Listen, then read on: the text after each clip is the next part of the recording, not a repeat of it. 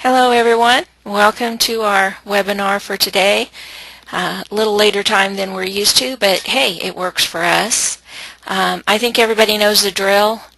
The attendees can raise their hand. I forgot to mention to the guest panelists, you don't have a hand to raise.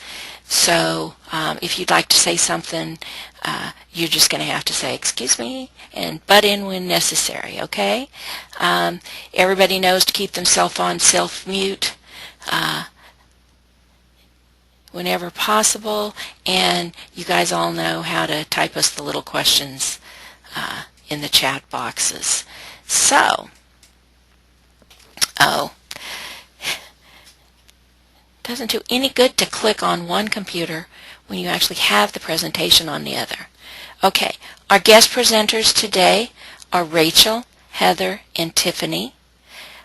We are recording this. It will be available with all of the other webinars, but there won't be any slides posted after this webinar. There's no new material. It's just the three presenters. If there are any questions that we can't answer today, we will follow up with the usual channels. Okay, so Rachel, are you ready to tell us all about yourself? I'm ready. Okay. Hi everybody. My hypothetical ray chart is Soul Ray 1, Personality Ray 2, Mind Ray 4, Astral Ray 2, Sub-Ray 6, Physical Ray 3. I'm not sure about the astral as I don't identify strongly with Ray 6 in my ray chart, but I have lots of it in my astrological chart. So the hemispheres. I have 7 planets in each of the hemispheres, therefore fairly balanced. The quadrants. The second and the fourth quadrants are the strongest. The second quadrant, introverted group-initiated activity, I experienced as a lack of inner security in my younger life, which was fostered, initiated by others in my family, and the subsequent overcoming of that. It has been difficult for me to express myself in groups. Fourth quadrant, extroverted, self-initiated activity. I have a strong sense of responsibility to the community and humanity. I initiate activity for myself that transmutes the lower nature in readiness for greater service. I have a Cancer ascendant, transmitting Ray 3 and Ray 7. Exoteric ruler is the Moon, Ray 4. In Leo, Rays 1 and 5 in the 3rd house. Esoteric ruler is Neptune, Ray 6, in Sagittarius, Rays 4, 5 and 6 in the 6th house. It is the soul's intention as it works through a Cancer ascendant to shift from Ray 6 to Ray 2 astral body experiences. So, bearing that in mind, I experienced my early to midlife as being shy, timid and defensive. The world was a dangerous place and all perceived threats were real. Fearful of life and others, I built a protective lair that kept others out. Wherever I've been, I've never felt homesick nor too attached to any particular place. Wherever I am, that's my home. So, let isolation be the rule, and yet the crowd exists. Isolation certainly ruled, and I lived my life through my peripheral vision without connecting fully to others. It was painful for me to deal with others. Later, due to abuse in my childhood, I was diagnosed with PTSD, a dissociative disorder. Dissociative disorders are severe forms of isolation. Neptune, with its hypersensitivity, implicates an aversion to life, and this was true of my 20s, where escapism, dissociation, and a desire to opt out ruled. I build a lighted house and therein dwell. I needed to build my intellect and strengthen my mental body whilst purifying my emotional body. I did this initially through years of therapy, literally throwing light onto the abuse and the lower nature of cancer and bringing them all out from the darkness. I was also searching for a spirituality that encompassed or went beyond all religions, which was how I found the ageless wisdom teachings. When I became strong enough, I began to start to build a lighted house through studying the ageless wisdom teachings, bringing the practical applications of those teachings into my life and through meditation. Ray 3 weaknesses would have been isolation, inaccuracy in details, which I still need to be careful about, restlessness, disorder, spreading myself too thin, and absent-mindedness. In times of high anxiety, my mind would literally shut down. I have learnt to love following the effects back to the cause and can now follow the cause to the effects. I do not worry myself or others over trifles and have developed the ability to concentrate. In life, I have found myself in payroll and management accounts, mainly budgets and overview of finances. Ray 7. Earlier in my life, I had a strong aversion to any routines which I would actively avoid. A fascination towards all kind of mystical magic gave way to the practical application of white magic. I have built strength, perseverance, courage, and self-reliance. I have learned to understand the need to respect and work with law and boundaries, and I sometimes have an over-concern with rules. In my work life, as I became more confident, organized, efficient, and brought spiritual ideals into the workplace, I was given a managerial role and later took on a HR advisory role. Right human relations are important to me, as is the interconnectedness existing in all forms. It was this that allowed me to see past others' appearances to their heart or the heart of the matter. The exoteric rule and the moon. I was very sensitive to any slight or criticism and very reactive to whatever I was experiencing in my outer environment. This sensitivity to the prevailing conditions brought out a desire to rule and control my surroundings. Let other forms rule, I exist. When I didn't get my way, I would sulk. These were Olympian-sized sulks. My father once told me that when I was happy, everyone was happy. But when I was moody, I made everybody unhappy. Although, when I felt safe, I was adventurous and playful. Under the influence of the moon, I felt a lot of sympathy towards others and wanted to protect them. The influence of the moon in the third house was having an overriding critical voice in my head telling me that I wasn't good enough. This was my mother's voice. She was very controlling and critical when I was younger. If I ever spoke back, woe betide me, so I learned to keep stum, and this had a limiting effect on my verbal communication skills. I was better at the written word. This judgment and criticism was reinforced as I got older through my peers, and I eventually thought that everyone's first thoughts of me were ones of rejection and negativity. So it was quite a surprise to find that when somebody else was in a bad mood, it wasn't necessarily anything to do with me. So I no longer believe that it is any business of mine what other people think of me. On a higher level, the purified moon will tune me into my soul. I am that, and that am I, and give me the power to harmonize all levels of relationships. Cultivating spiritual understanding and wisdom, guided by Neptune, continues to refine my astral nature and open up the lotus of the heart so that I become more sensitive to the soul. This is a work in progress. In recent years, there has been a definite sense of moving away from self-consciousness towards group consciousness. The effect of the third house at this level is moving from a fear of rejection and negative feedback by handling it positively. I've learned to do this by always looking to myself first to see if there's any truth in whatever's being said, and if there is, to find ways to modify it, and if there isn't, I try to forgive and move on. Rays 1 and 5. As a child, I was strictly accurate and very obstinate about it, as well as being quite intolerant and impatient of those who weren't quite as accurate as me. At the time, I drove my poor mum insane, correcting it all the time. I have a lot of inner strength, perseverance and common sense which, in times of crisis or chaos, I experience as a falling back on. I am still dealing with impatience, and this is mainly focused around time. The esoteric ruler of the chart is Neptune. The sensitivity of Neptune firstly played out as an overreactiveness, where I would then become confused and go out of focus because I couldn't process it all. I would find others' strong emotions difficult to deal with, and I would end up feeling victimized and battered. I became introspective and lost in fantasies. Neptune provides the opportunity to refine those lower emotional expressions, turning emotional desire into love aspiration. It co-rules the second initiation with Jupiter and Venus. Breaking free of the old moon pattern and coming into the Neptune component heals the emotional issues of the past. Neptune rules the heart center, so whilst my sensitivity remains, there is no longer a sense of feeling sympathy, but one of compassion.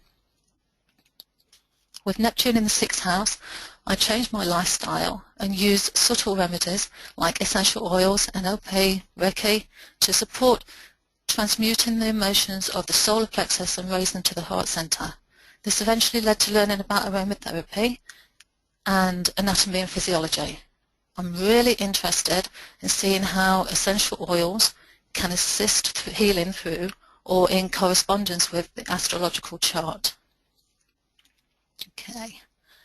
Neptune in Sagittarius inspires a search for truth and to follow the highest ideals, so that the goal is then to spiritualize the collective unconsciousness so that true wisdom is taught and humanity can be brought directly under the influence of their souls. There is an inner need to practicalize the teachings and integrate them into daily life, which I keenly sense. The 6th house is one of service, health, work and fostering soul personality integration. I endeavour to be compassionate with those I work with and remain sensitive to them wherever they themselves are in life, and to help others where I can and inspire them to the greater good or free them from illusion.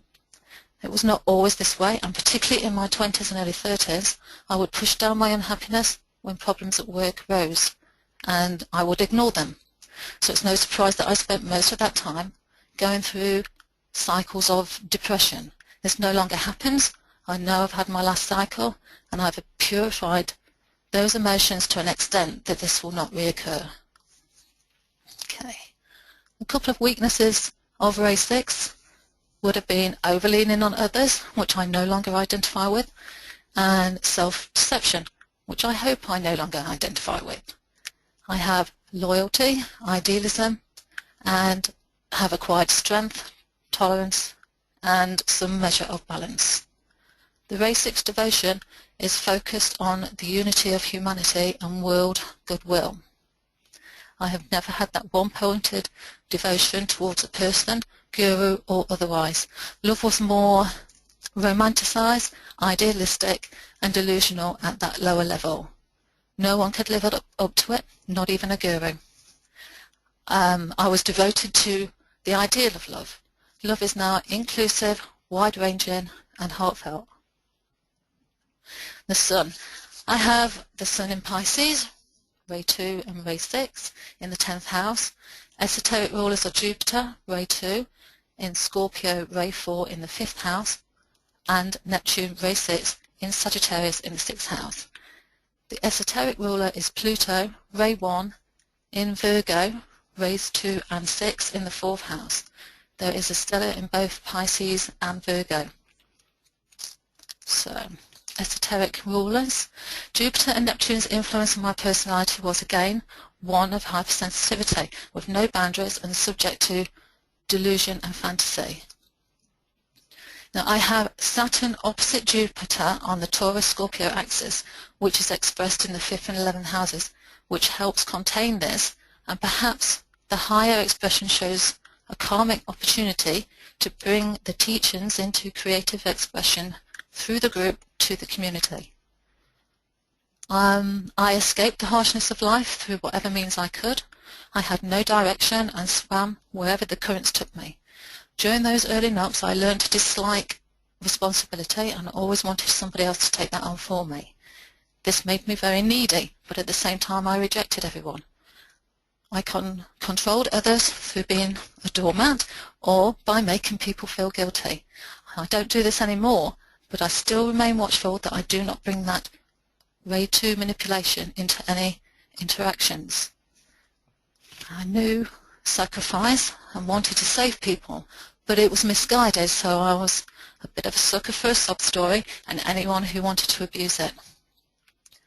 I am no longer needy, nor do I get sucked into others' dramas, but I do try to dish out advice wherever needed. I have a deep need to free others from the ties that keep them clinging to the past, so I try to empower them to make changes. I leave the father's house, and turning back I save.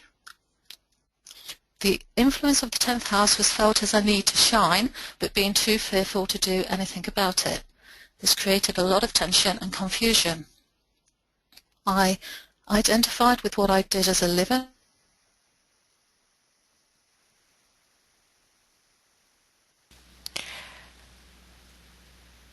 Rachel, are you there? Eva, are you there? Can you hear me?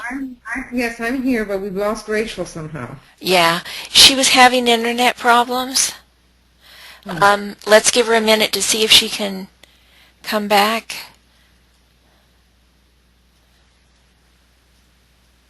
Yeah, Yeah, she's offline. I've got her offline. Yeah. Okay. Well, we're recording this, so Yeah, because she's covered some really good, important things on her chart that I'd like to just underscore or emphasize, and I was hoping she'd be able to hear this. well, she'll be able to hear it because she can go back to the recording. So Yeah. please go ahead. He's on. Are you there, Are Rachel? you back? I think I'm back. Okay, Okay. good. Go ahead then, please. Hang on, let me just get rid of that. Hang on. You've Sorry done about very well. that. You've done very well. Oh dear. Right, where was I? Okay, so I moved from UK to New Zealand. Pluto in this house talks of early abuse and the need to take steps to heal and free oneself. Cutting those family ties is necessary, lest it plays out in the future as being too obsessive and controlling in family affairs. I'm pleased to say that I think I've done this. I've effectively died and came through the other side with a new respect for A1 energies, especially those that liberate. A major crisis hit, and it became more painful to stay where I was than to do something about it. I had a period of reflection in which Jupiter in Scorpio showed me the futility of a wasted life spent in darkness. It's interesting, I was asked if I wanted to join a group of survivors of abuse. At the time, my soul said yes. My person, I said no. Bringing the abuse into the light and in a group format were both great fears of mine. But one of the first things I said in group, though, was that I did not consider myself to be a survivor. I've been doing that for years, and I just don't want to do that anymore. I felt that I was a warrior because I battled to go beyond the effects of the past. This would be Scorpio then, who emerges from the battle triumphant, and Jupiter in Scorpio is the way of transformation. Venus is exalted in Pisces. After Pluto has cut the thread that binds the two fishes, symbolizing the soul in captivity, it is Venus that reunites the severed lives on a higher level. Thus, the higher self joins the lower and harmony reigns.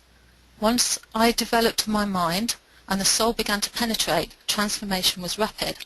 I found an inclusive love that I hope to be able to use to inspire, heal and save. I'd love to serve humanity, and this is what I work towards. On a Ray 2 personality, these days I get people to do what I want by being tactful along with a balanced approach. I'm very uncomfortable if I compromise on truth, so I try not to, but I do try to deliver that truth with love. It's not always received that way. I have learnt to remain detached, and am developing the art of being impersonally personal. I have heard people in the past say that I'm nice, or that I'm too nice, or that I'm more scary when I'm nice. I simply don't believe you need to be aggressive to get others to do what is needed. One of my favourite quotes is from Roberto Assagioli, who said, "It is a calm radiation that at first remains almost unobserved and arouses no opposition, but precisely for this reason it can be penetrating, durable and effective, where more impressive, aggressive influence would fail because of the violent action it provokes." Chiron in Aries, moving from the 10th to 11th house. This could mean a refocus from selfish ambitions to that of the group or organisation, with a move towards working cooperatively within the group to build harmonious relations, to take the spiritual goals of the 10th through to the spiritual worker of the 11th. Chiron has definitely been a catalyst of change for me where groups are concerned, and will most likely continue to be so. I sense more and more that the move to becoming a spiritual worker in the new group of world servers. The nodes are in Pisces, Virgo, 10th, 4th houses, reinforces the need for balance between home and career, using the foundations built to increase spiritual responsibilities, nurture the Christ within, and bring it into conscious manifestation, which is the esoteric purpose of the Pisces-Virgo axis. This is still being played out, but I sense that one day there will be no need to balance home and career, they will be one. Interceptions have Scorpio, Taurus intercepted in the 5th and 11th house. Previously noted, I also have Saturn in Taurus in opposition to Jupiter in Scorpio. Saturn was experienced as a dampener on my fun in my early to midlife until I learned the benefits of limitations and structure. This opposition is now far more balanced for me, but I am still finding my place in the community, which is the higher spiritual purpose of the 5th and 11th house axis. The esoteric purpose of Scorpio-Taurus axis is using the wisdom of the soul to overcome desire through right thought, right action, and right relationships, all of which is a work in progress. With Saturn providing limitation and structure, I believe I have overcome a lot of my earlier desires, and what I find most fun these days is simpler and more refined. I see some joy in everything. This forces another axis to be found on two cusps. In this case, Cancer on the 1st and 2nd houses and Capricorn on the 7th and 8th houses. The higher spiritual purpose of the 1st and 7th houses is integrating the relationship between the personality and soul. Cancer-Capricorn axis is nurturing the sensitivity and intuition of the soul in preparation for initiation. Developing intuition is one of my objectives. The exoteric issue with the 2nd and 8th houses is to find a balance between what is mine and what belongs to others, working on give and take. This has been an area where I've had to work quite hard to achieve any kind of balance. This may be due to not recognizing boundaries. I was so far removed from boundaries that anyone could take anything from me. The higher spiritual purpose of this axis is to transmute the lower desires of the personality. I believe I've made some way in doing that. That's it. I just want to just mention that the group has not yet learned about interceptions and double signs on on the axes and stuff like that. So we're going beyond the scope of these webinars in that area. So with the rest of what you want to offer, do you think it's including the areas of Sun, Moon, and Ascendant and their perspective aspects? I'm finished. I'm sorry to interrupt then. That's okay. And actually, that's going to be the next thing on our agenda for the January webinar. But it's good to get a little bit of it in there. So, okay, Eva, you have any other comments? Yeah, you've done a super job. We can tell by your approach that astrology is more comfortable for you than for some. You seem to understand the astrology quite well. So a lot of what I'm going to say might be somewhat redundant, something that you already covered, but I want to point out the emphasis in some of the areas. You spoke very strongly of the power of both your sun and your ascendant. And in many ways, both of them being water, they work similarly. You know by now that having your sun in Pisces is the ocean of water, and it's being immersed in that water. So when one is immersed in water, one thing, you can't see all that clearly sometimes. Secondly, there are no boundaries. So it's very, very hard to know where your boundaries are.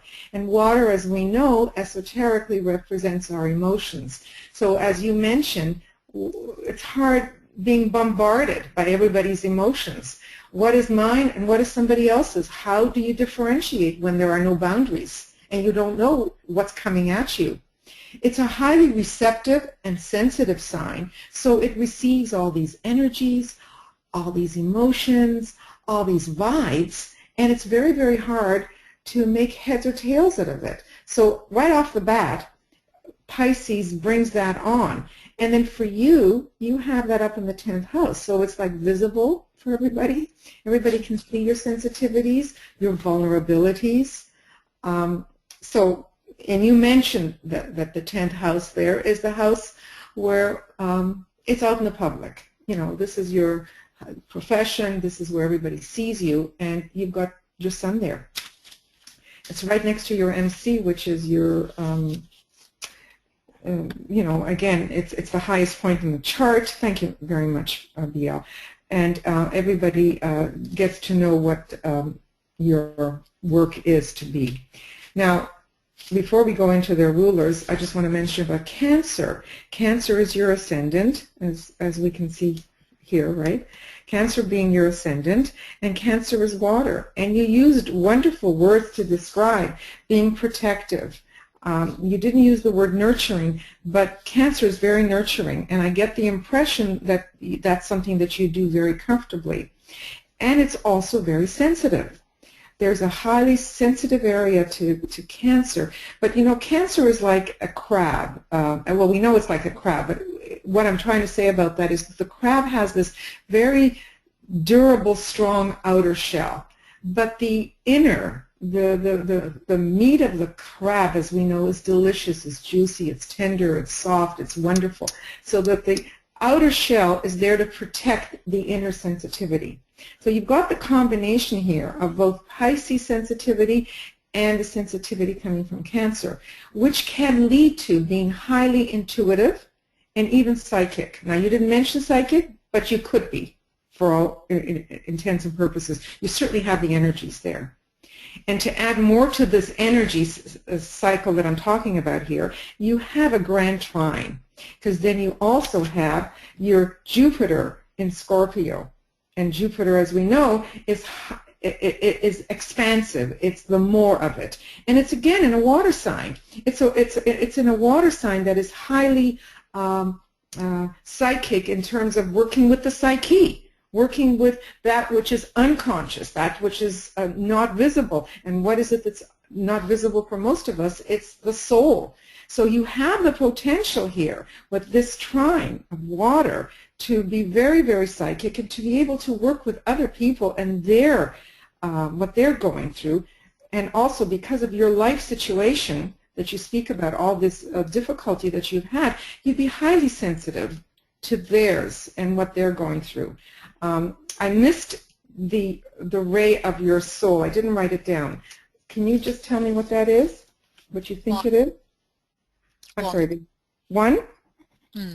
Okay, so the second ray, as you mentioned, is your personality. And you talked about healing as well, wanting to work with flowers and such. Well, ray 2 also is healing. So I don't know if you're into working with other people in any way with their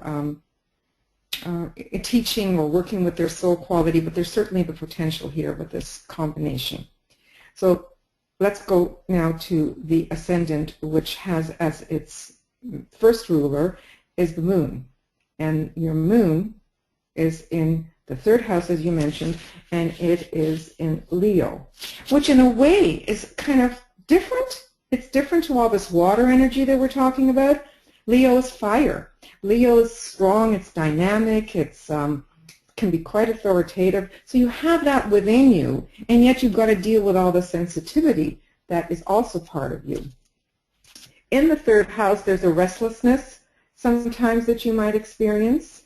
And you mentioned travel. I'm not surprised. Being in the 3rd house is also one of the houses of travel. I don't know if you have any siblings, but this is also the house of siblings. And I wonder how that is going for you. Because, you know, the other thing I see here is that the moon, which is in fire, is trining your Mars, which is in Aries, which is dignified because it's the ruler of Aries, is also fire. So when you get the moon and you get Mars together, that makes for quick, it makes for reaction, it makes for emotions, it can be anger. Now, you never spoke of anger, you never spoke of temper, you never spoke of being fiery that way, so I don't know if that applies to you, but that can be quite explosive. It also is a doer, someone that can get things done. It's a doer. There'd be a lot of drive to do things, to get things done. Does any of that apply to you? Yes, it does. Yeah, absolutely. Okay. And I have a brother, and that's where a lot of my the abuse came from. So and I did have that fiery anger, but I've worked through a lot of that as well. Uh-huh. I would suggest an outlet for you, and one of the outlets, you do have some stuff in the 5th house. Could be sports, could be children, you know, could be something to tame down a lot of that fiery energy that is so different than all the watery energy. So there's almost this contradiction here. You see, you've got all that, which is related, I would say, much more to your emotions. And you have all that, which is probably related more to your personality, to your soul, to the finer parts of you, the subtler parts of you that need to, be expressed and need to come through. Now, with Mars and Saturn in the 11th house, which you spoke to, and you did speak to this a little bit, how are you in groups? I know you started by saying you're not comfortable speaking in groups. I wasn't. No, I was very scared of in groups and of losing myself, and I got overwhelmed. Right, and that's the Pisces. That's your Pisces personality of losing oneself. You lose yourself in water, right? You know, you can drown in water, and overwhelm. That's all of this. But this has got a bit of an aggressive quality here. You see. Maybe impatience, maybe a bit aggressive, maybe even a little bit of karma of having to deal with being in the groups and how to be. This can be patient, you see. Saturn in Taurus can be stable, can be patient, can be reliable. And I know you you said something about not wanting to take on responsibility at some point, but you know, that the potential to be very responsible is there. No? Yeah, I can get this in also leads impatient. to security issues. I don't know if you have any security issues with money. Not anymore.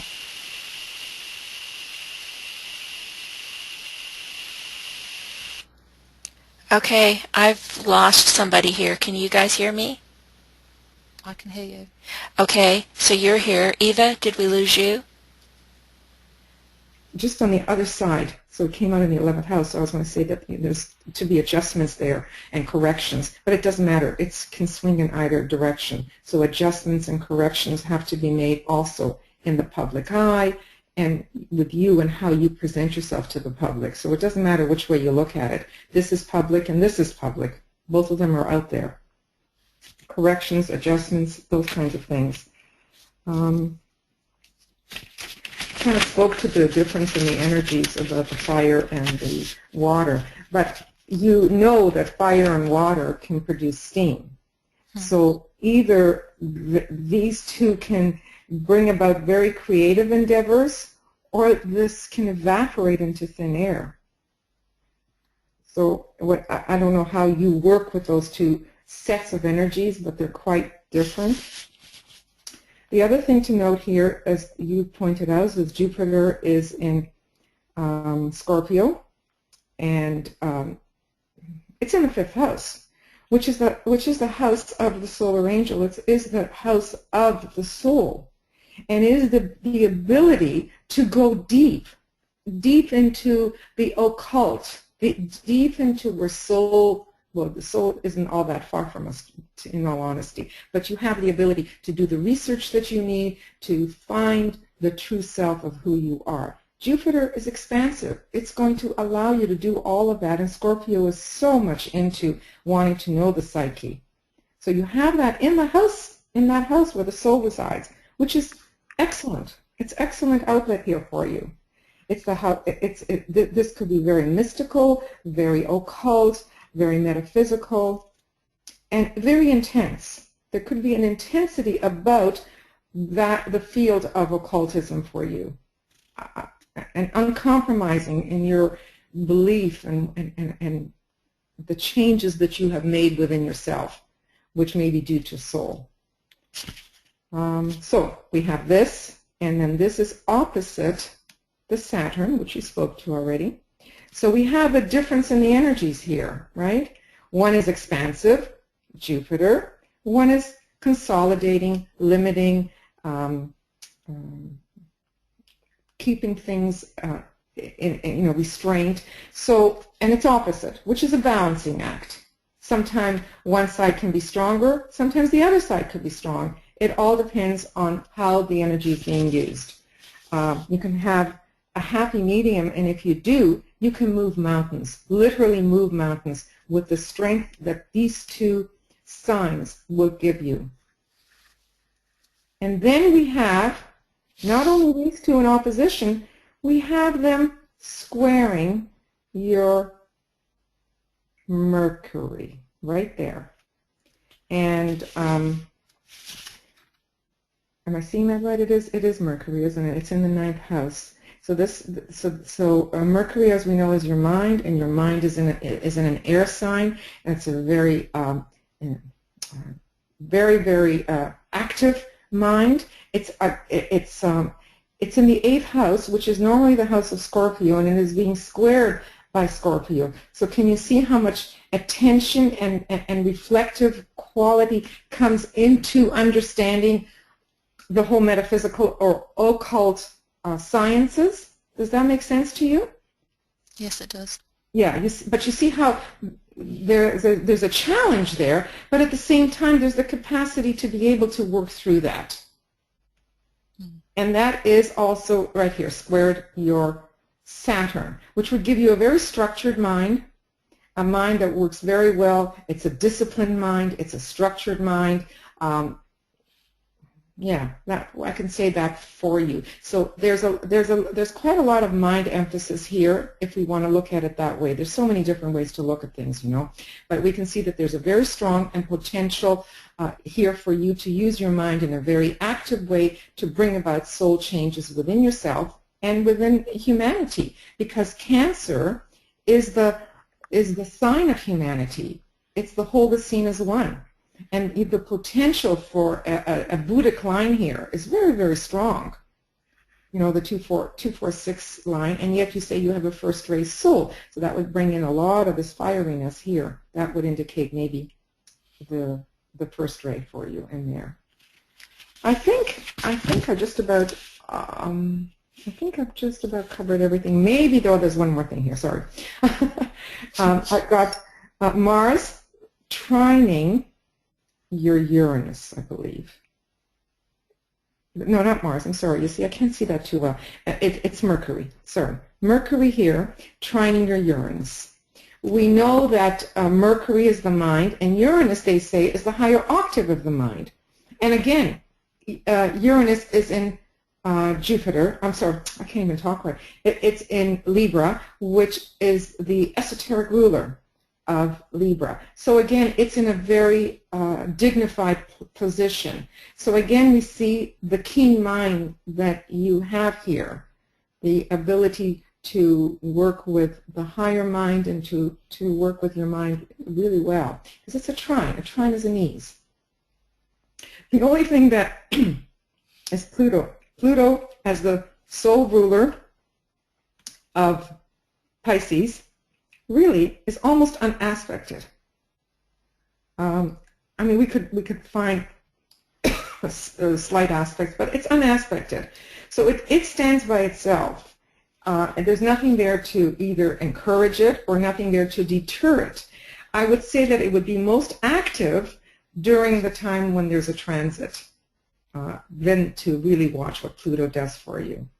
But sometimes when something is unaspected, it can run amok, or it can do its thing unimpeded. Again, I don't know how that works out for you. So basically, that's all I have to say. How about you, BL? Well, I just wanted to follow up with what you said about Mercury and Uranus being the higher octave. The way I always learned it was Mercury was the knower, Uranus was the intuitor. Hmm. Now, the other thing I would like to point out is the little round robin that we've got going on with her planets and her rulers. Her Cancer ascendant is ruled exoterically by her moon in Leo, which is ruled exoterically by her sun in Pisces. So they're all connected together. Should they decide to work together, they have a common purpose there that links them. And we can see exoterically, the sun is ruled by Neptune. Esoterically, the ascendant is ruled by Neptune. And Leo, again here, the sun esoterically is ruled by Neptune, the heart of the sun. So basically, Neptune is extremely important to you. You've talked some about the various different connections that you have here. But it's very interesting that they do connect in so many different ways. We saw that they already connected here through the grand water trine with your ascendant to your sun and Venus conjunction here, and then down to Jupiter. And now we're seeing also how strong that relationship is with Neptune. So that's all I would like to say. Do you have any other questions, Rachel, before we move to the next one? No, not really. Thank you, Eva. Thank you, BL. Okay, Heather, are you ready? Heather, we can't hear you. Yes, I'm ready. Okay, you're real low. Oh, can you hear me? A little better, yeah. Okay, I'll just try to talk loud.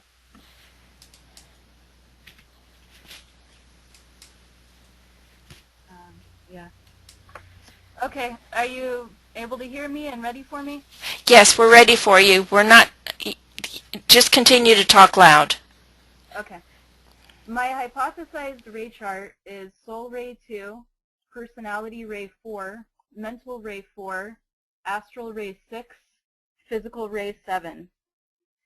I have a strong northern hemisphere containing 9 planets, creating an environment of introverted tendencies, recharging self through alone time. This description fits me very well.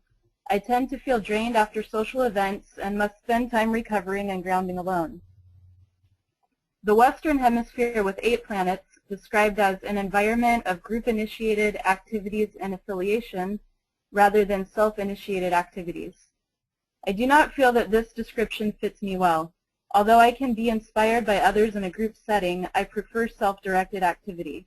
The lack of congruency here is due to planet placement being fairly balanced with just a slight western edge.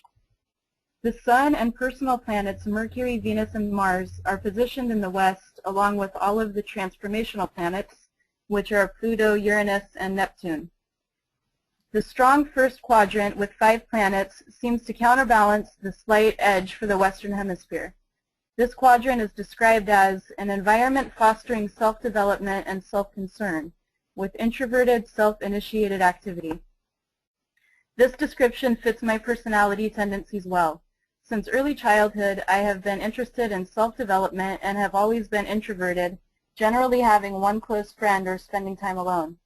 My favorite game as a child was discussing and creating past life experiences with my best friend. Otherwise, I would be found reading books or at solitary play, all self-initiated introverted activities which foster self-development.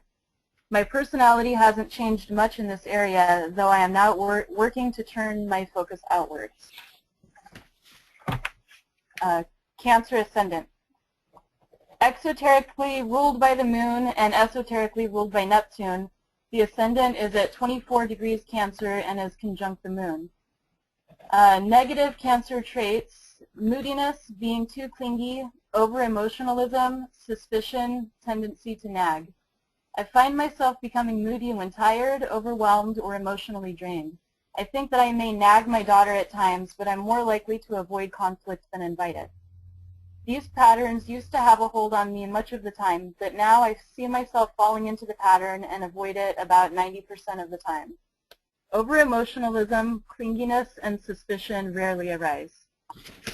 The exoteric key phrase for an ascendant in Cancer, "Let isolation be the rule and yet the crowd exists," does still reflect my attitude toward most people most of the time. I identify with the esoteric keynote of Cancer, "I build a lighted house and therein dwell." This keynote reflects my inward consciousness and attitude, and I am able to practice this, especially if I feel rested. I find that I reflect this keynote better in some situations than others, particularly where I feel that I and my family are secure, such as my work and interaction with our Rosicrucian group, or in spiritual discussion online or with individuals or small groups. When my energy is high and I maintain a positive polarity, I express this esoteric keynote well. When my energy is low or I feel my family threatened, I tend to revert back to the exoteric keynote. This is an area where I am diligently working. The first house rules the self, personality, and physical body. Its environment fosters soul expression, control of the personality. I see that the exoteric and esoteric attributes of Cancer heavily influence my personality. I rely on my intuitive reactions, which show themselves often as emotional or physical warnings, and these are reflected in my personality. I have been told by people that it seems as if I'm looking into their soul when I make eye contact with them, something which I now try to be conscious and considerate of. I am very sensitive to people's reactions when I meet them, and I have to be careful to not soak up the energy and moods of those around me. I try to not allow my intuitive impressions to color my personality, but they generally come through anyway. People tend to think that I am very young because of my round face and seemingly shy exterior.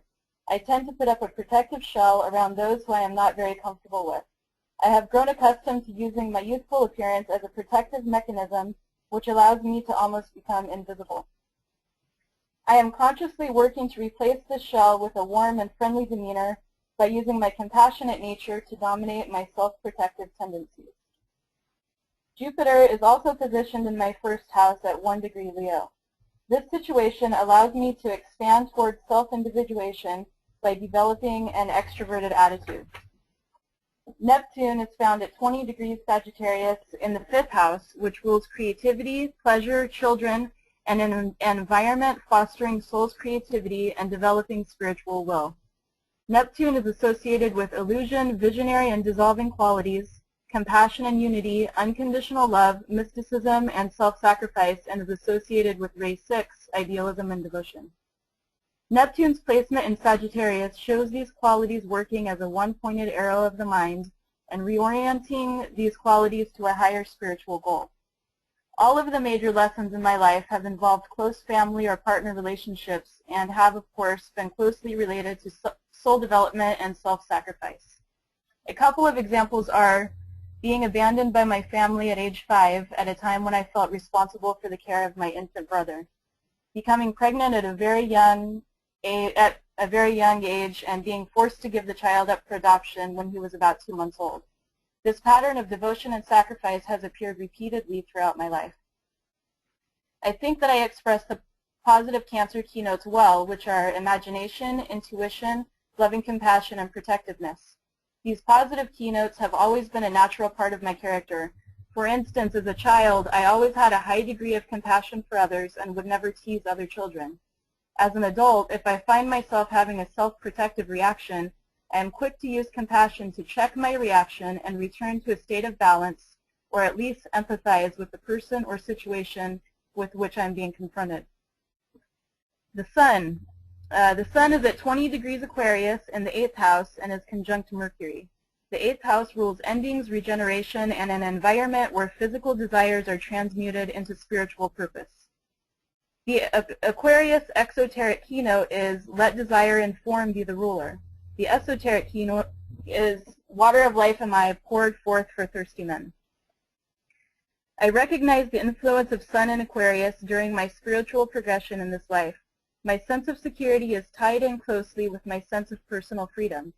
Of primary importance to me has been having the freedom to pursue spiritual development and create or discover environments conducive to that development. My interest in the esoteric began as an escape from the world, and as I grew, it progressed into a system for self-development and has moved into a realization of my responsibility and desire to serve others in their spiritual progression, particularly strengthening others' reliance on the indwelling soul. As I align with my soul purpose and my true identity emerges, I also realize with more clarity that I am unified with the whole and am better able to serve that whole. The exoteric ruler is Uranus at 20 degrees Scorpio and forms a square to the Sun, actually a T-square, 3 of the 4 points of a fixed cross, by squaring the Sun-Earth axis. This is especially interesting as Uranus in Scorpio is in the 5th, or Leo house, while Sun is in Aquarius in the 8th, or Scorpio house. So it's a form of mutual reception between them, a willingness to walk a mile in the other's shoes, so to speak. The square is otherwise a hard aspect, a challenge with many unexpected tests and trials before the 3 planets learn to work together effectively. Jupiter is found in Leo in the 1st house, and Neptune is found at 20 degrees Sagittarius in the 5th house and is sextile the Sun, also sextile Mercury and Pluto. Jupiter, the esoteric ruler of Aquarius, is opposite the Sun by sign, technically not in aspect by degree, but it is by association between Leo and Aquarius, and the Sun is the exoteric and esoteric ruler of Leo, Jupiter's sign, so this reinforces the relationship they have. Neptune, esoterically seen as the heart of the Sun, is sextile the Sun, a favorable aspect, an opportunity to work well together. Neptune is a Ray 6 planet and a Ray 6 sign. Sagittarius is also Ray 4 and Ray 5, so Ray 5 relates it a second way with Aquarius, Ray 5. The Moon is found conjunct my ascendant at 27 degrees Cancer in the 1st house. This placement reinforces the opportunity and need to make the shift from Cancer-dominated emotional patterns to a Cancer-influenced soul. A pattern I have noticed which in relation to Cancer Moon is that of experiencing from my earliest memories a feeling of resentment toward being in the world and feeling at home only in an environment of my own making or isolated from others. My natural tendency has to put up a protective barrier, but I have come to realize that this form of defense pushes others away and increases a sense of separateness from others, which negatively affects my identification with the human soul and in turn my own soul. Recently, my practice has been to maintain, through my attitude and polarity, a personal space which feels both secure and free so that I feel at home around other people and in situations where I lack control. This new personal environment is one which invites others to feel secure, free, and open, and contributes to unity and equanimity between myself and others, as well as my personality and soul. I have certainly not mastered this, but it is at the forefront of my consciousness. The Cancer exoteric keynote is "Let isolation be the rule, and yet the crowd exists." The Moon is in my 1st house, but traditionally rules the 4th house, with Libra on the cusp, so this reinforces the mood swings and needing harmony. Pluto is in the 4th house and brings up painful issues to be dealt with, in this case in the home environment. I see this shift working out in my life and making a major transition within the past 4 years or so. Most of my life, I was independent and emotionally detached, with the exception of events directly related to my mother, children, and partners. Even then, because of my tendency to escape from my emotions, I managed to maintain distance for the most part, but would periodically fall into deep depression. Up until about a year ago, I went through a period which was very emotionally centered and where I questioned my intuition often. I cried almost daily for 3 years and was overly attached in a difficult personal relationship. I feel that this situation exhausted me emotionally and allowed me to learn detachment on a much deeper level. I became so tired of being in an emotional and mental turmoil that I learned to surrender to the soul and find the point of peace and balance within. Not that I am there all the time, but that place is accessible now because I learned to not identify with emotion and mental chaos. This move away from identification with the thoughts and emotions and desire to find refuge in the soul has created an outward environment which is primarily ordered and peaceful. As I move toward greater soul influence, I am seeing what a benefit my intuitive abilities are, and when not ruled by emotion, are a very useful tool. I find that I can turn my self-protective sensitivity into an empathetic sensitivity toward others. Instead of holding on to my past experiences and allowing them to rule my personality currently through fear, I can use my experiences to better understand the experiences of others. I'm finished. Very well done, Heather. Really, you know your astrology very well. Now, I know that this is not a Ray class, but listening to your story about yourself and hearing the Ray hypothesis you offer, if I heard you correctly, you said you have a fourth Ray personality and a fourth Ray mental. Is that right? I believe so. Okay. Everything that you said really does not speak to a fourth Ray personality. Fourth Ray personalities are dramatic. They're out there. They can't help but attract conflict in their lives. There's always crises. So it's harmony through crises. And they're not introverted. You spoke of being introverted, maybe even timid. That is not really a fourth Ray personality. Fourth Ray personalities are colorful. People can't help but notice them. They're just out there. That's one thing I want to offer. And secondly, hardly ever, the Tibetan tells us that hardly ever do we find a personality and a mental vehicle the same Ray. That would make someone extremely that way, if you know what I mean. So I would invite you to reconsider whether it's a fourth Ray personality that you do have. I don't know you well enough. I haven't seen your writing. I can't offer any thoughts on that. But I'll be very happy to engage in any kind of discussion at another time about that. So that's one thing. So let's go to look at the sensitivities that you did talk about. And like Rachel, you also have Cancer rising. And like you said, the moon is right there, right next to the Cancer rising. So Soul deliberately chose for you to have rising Cancer and the moon in Cancer. And when we find that we have more than one luminary in a sign, we have to work doubly hard to try to differentiate between what is the moon in Cancer like, what is the ascendant in Cancer going to be like, and how do I tell which is energies that are more soul-related versus which are energies that are more instinctual, habitual, and so on. So I would really invite you as a person to kind of see if you can get a handle on what the sensitivity, the nuances of the two are, because it's a highly intuitive sign that you have here. Highly intuitive, which you spoke to the sensitivity and the intuition. And I haven't looked to see why you are so drained, but there's something in the chart that would indicate that. Where's Neptune for you? Neptune usually brings about quality of draining. How does that relate to? It's in Sag. Yeah, it's in Sag. That's just not enough. I have to look at that a little closer. At any rate,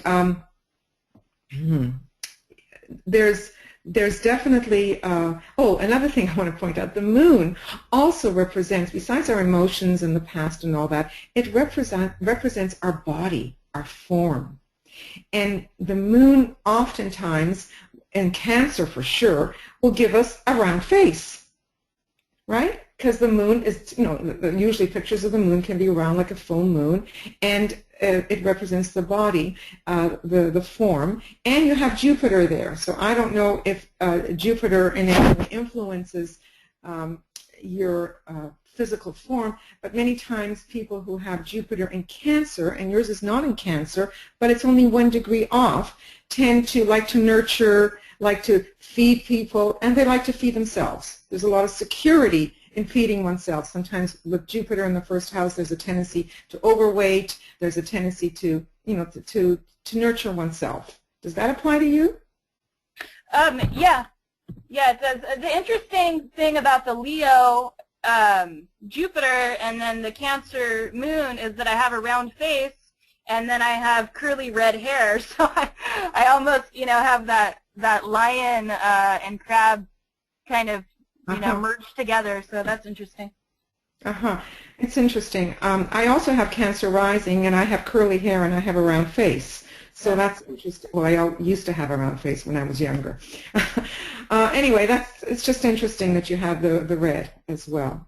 All right, so let's move on now. From the moon, we go to the esoteric ruler, which is Neptune.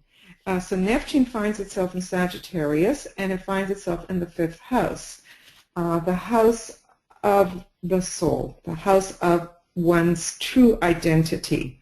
So that combination, and I believe we have the same combination with Rachel as well. It is of openness, there's frankness, there's idealism here.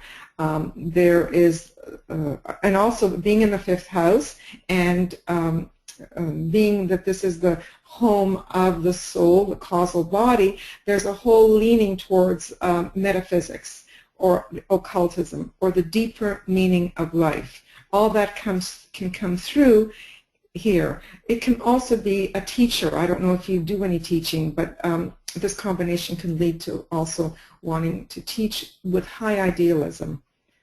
Then the other interesting combination of energies that you have here that you spoke to so well is the Aquarian energies. That's up in the combination of the 7th house and the 8th house. So again, we see the emphasis here on metaphysics or occultism with the 8th house, the house that normally is ruled by Scorpio. And interesting that you do have Scorpio in that 5th house as well, you know, and it's what leads that 5th house. It's right on the cusp. So there's that interesting combination of, again, the depth, the research, the system that you created. You use the word system, which is very 5th ray, and it's very Aquarian as well. So Mercury is there, and there's the keenness to the mind. There is in Scorpio, I'm sorry, in Aquarius, there's this originality or independent thinking. It could be very studious. We're going to just lost my train of thought here. Yeah, even character study. And you could be somewhat self-taught. I don't know. All of this would fit in there. I don't know how you are with writing or speaking, but it shows that there could be an ease for you with all of that. And the way you wrote up your work was very eloquent, was very well written. Now, the Sun is right next to Mercury. It's like not even a 1 degree apart. So what do they tell us? They tell us that Mercury and the Sun are one, which is great, right? It's one of the closest planets besides Vulcan. It's close to the Sun. So by offering us that, it could mean a very intuitive mind, a mind that is very well lit by the Sun, by the energy of the Sun. It can, however, give us such a closeness that there isn't objectivity. And sometimes we need to step away and have that objectivity. But when Mercury is that close to the Sun, sometimes we lack that. We become very narrow in our approach. So you have to kind of be careful to avoid that pitfall. Now, Uranus in Scorpio is exalted. So that's a good placement for Uranus. And the combination of that with, because it squares your Sun, it squares that whole stellium up there. It could be self-will, it can be contradictory, it can be, again, like I said to Rachel, Uranus can be considered the higher octave of Mercury. It could be a very keen mind, a mind that can really work towards those heights. And I like what BL said, one being knowledge, the other one being intuition. And that really, really works well with that combination. It is a square, so that means there's a challenge there. There's certainly an opportunity to develop that within yourself. You did speak to something you said about relationships. I don't quite remember exactly what you said, but you have Mars You have Mars in that house of relationships or partners in the 7th house. Mars in that house can be quite controversial. The need to prove oneself. There's a strength there. There's a strong personality, and it can even be combative. So I don't know if you get into arguments with another. You can invite sometimes verbal attacks, controversy, and you probably don't want that. But with all that sensitivity of Cancer, that's a hard thing to sometimes have to deal with. It says in our books, when we study, that could also be a sign of marrying early. Or anyway, that kind of thing. Is public opinion important to you? That's another thing that we look at when we see that there. Don't forget, that house is ruled by Capricorn, and Capricorn's ruler is Saturn. Your Saturn is in the 2nd house in Virgo. So there's a lot of things to work out here. It's opposite your South Node, so it's some stuff that you've carried from the past. There's some karma here that probably needs to be worked through so that you can move to the North Node, which is would be right beside Saturn, because it's directly opposite the South Node. It's not shown. Oh yes, it is shown in this chart. There it is. So in order to work to the North Node, which is also in Virgo, some adjustment, some kind of karma, something has to be done. The only other thing to mention here is that your Chiron is way up. It's the highest point in the chart. It's in Taurus, and Taurus can be somewhat indulgent. There's a desire nature associated with Taurus, and it's trying, you see, with Saturn. So that brings in, again, the whole, the Earth, the Earth. So not only is that trine, you've got a grand trine, because it goes over now to Venus. Venus is the ruler of Taurus. It's also in an Earth sign, although Venus in Capricorn is exalted, so you have 2 exalted planets, which is a very good thing, by the way. You should be able to work with these energies with a relative ease. So you've got this trine in Earth, but yet there's an adjustment that needs to be made with that trine, with the earthy stuff, with the, is it things? I don't know. Is it the matters of the earth? Is it the physical plane? All these things, we don't know. Is it the desire nature? But whatever it is, there's some kind of an adjustment or a change of some sort that needs to, correction that needs to be made there. But all in all, I think you covered everything exceptionally well. I hope this has helped in some way. I just didn't add very much to what you said. I'm done. This has been very helpful. Thank you. And I would like to add that with the trines, one of the ways I've always learned them is that they're a benefit, but that they come too easy to us, and so we can take them for granted and not really use them. That it's the squares and the challenges and the crises that we have that make us fall back on and actually use those benefits that we have here that Eva was pointing out with this the grand Earth trine. And, both of you guys have covered everything. There isn't much more I can say. I would just like to add, though, that the moon and the ascendant conjunct here, you can look at it a variety of ways, as we can look at anything a variety of ways. But one of the ways that we can look at it is that your past patterns can be they can be your own worst enemy that can block the expression of the soul. So it's overcoming them that allows the working towards the higher prison of your soul, the higher past patterns that then allows the emergence of the soul. And I personally think one of the ways that that happens is through the intermediary between, the past, the present of the personality, and the future of the soul. So the sun in Aquarius, a sign of service, Venus representing the solar angel in your 6th house, a sign of service, that those help you point to the way of bringing out the soul expression, as do, the square here that we had. And you talked about the mutual reception of the sun in the 8th house, which is normally the Scorpio house, and the sun in Aquarius, which is Uranus's house. So that square has an affinity in it, even though it's a hard aspect. So there, that's all I would like to say.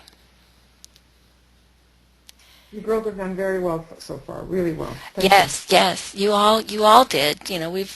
Everybody here knows they've already done their thing, so we put in a lot of work. You guys put in a lot of work prior to. Okay, Tiffany, are you ready? Whoops, I keep clicking on the wrong computer. Can you hear me? Yes, we can. Okay, great.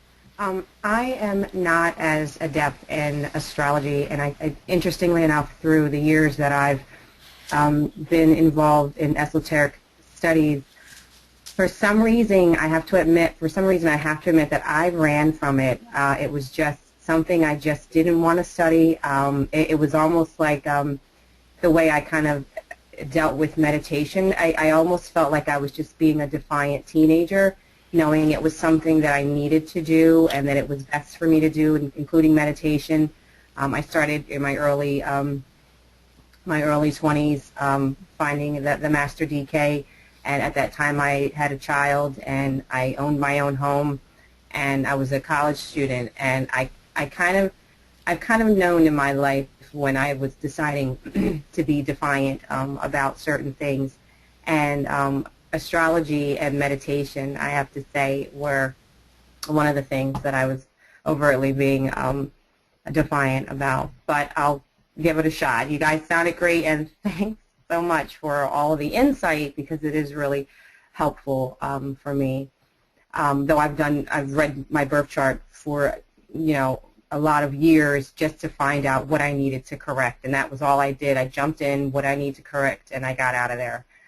But I hypothesize my soul ray as a ray 6, my personality ray as a ray 1, mental ray as a ray 4, and my astral ray I think is a 6. If not, then it would be a 2. My physical ray is a 7. I have a lot of sun involved in my charts. My ascendant is in Leo. So the Leo esoteric keynote I have is I am that and that I am. My positive personality expressions are I am a very proud woman. I do feel secure with myself and my purpose in life at times. I do have a dramatic expression and flair with a lot of enthusiasm and sense of humor. Sometimes I actually laugh at myself, even when I'm looking at myself objectively and listening to what I'm saying. I think even the inner me kind of chuckles at me, because sometimes I think, well, where'd that thought come from? And I'll chuckle, and something inside of me else, we chuckle together kind of a thing. Very creative. I think that's my ray 4. Artistic in writing, which that just kind of culminated. I didn't start off writing. I mean, I was a teenager and had a diary, but I never thought it was much of anything. Always been into culture and, different nationalities. Was raised around Hispanics, and we were actually the only, I'm African American, we were the only black people on the corner, and we didn't even realize that we were different because, actually it was Puerto Rican, and they just embraced us so well. We didn't grow up around racism. We had no idea that it was just like this big deal. but been into writing, into design, a lot of color expression, dress and fashion, beauty and luxury. My early years were plagued with the desire for attention or desire for wealth. When in my younger years, quite honestly, I wanted to be wealthy. I wanted to be a model, or I wanted to be a fashion designer, or I wanted to be a Barbie. Either one of those I would have taken. Socializing is easy for me. It's always been something very fluent. My communication is articulated, and it draws in a lot of people, whether it's my intention or not. At a young age, I remember in high school or even elementary school, having people around me that was just the way that it was, whether it be through inspiration, motivation, or fear and intimidation. And I'm about how we say it in the streets, I'm about $103, which is about 103 pounds, and just have this kind of this aura or presence that sometimes I don't want, because I don't want people to have that kind of intimidation towards me, because I feel like I just want to hug them. So I can use my words for good or for bad. I just had, and my mother, we grew up in a family of very emotionally detached and withdrawn individuals. My mother was emotionally negligent, worked all day. I didn't even realize that I didn't realize that she wasn't really even around. She worked.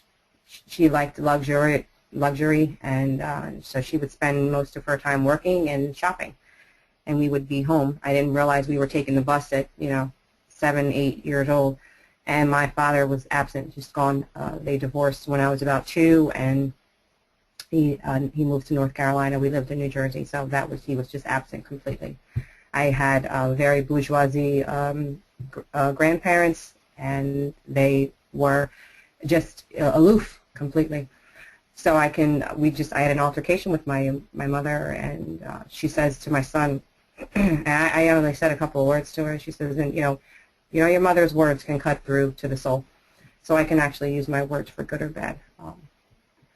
I surround myself with very few people, whether from lack of trust or a need to just keep my loved ones at a close proximity to myself. Smaller circles just make me feel more comfortable and more secure. Though I'm comfortable in crowds. I have no problems with crowds being around. I don't go to concerts. I always thought it was because of my size, just being a very small, thin-framed individual. I kind of find it, if a fight pops out, then I'm probably going to be the first one to die. I feel like I'm a very charismatic leader. I just realized that I was a leader. I didn't know that. I inspire. I do dare people to dream. I do push and motivate individuals to live passionately about their own dreams and their own lives, and take their lives much more seriously than they actually a lot of times do. I'm very compassionate, especially to those dealing in social plight or any kind of personal chaos. I'm kind of right there. When I learned in my earlier life I possessed leadership skills, well, I just recently realized through a public administration class that I'm dealing with that I would like to go towards leadership. But I kind of felt like people followed me in my younger years, but I kind of didn't put the two together. When I learned from a birth chart years ago that I could be a potential leader, it said that I could be a tyrant, and that really resonated within me. I really realized that I didn't want to be that way, and I realized that that's the way that I could. Sure, sweetie, go ahead, honey. I realized I didn't want to be a tyrant, so I took it upon myself to learn and to study constantly the art of diplomacy. That's what actually the chart suggested, was for me to study the art of diplomacy, which I still at this time attempt to cultivate and refine regularly.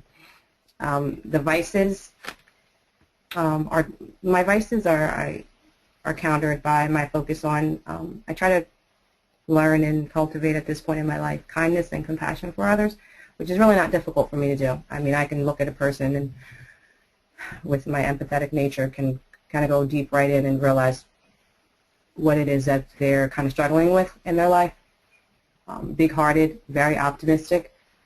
Truthfulness is just my nature, to the point of being blunt or at times being rude.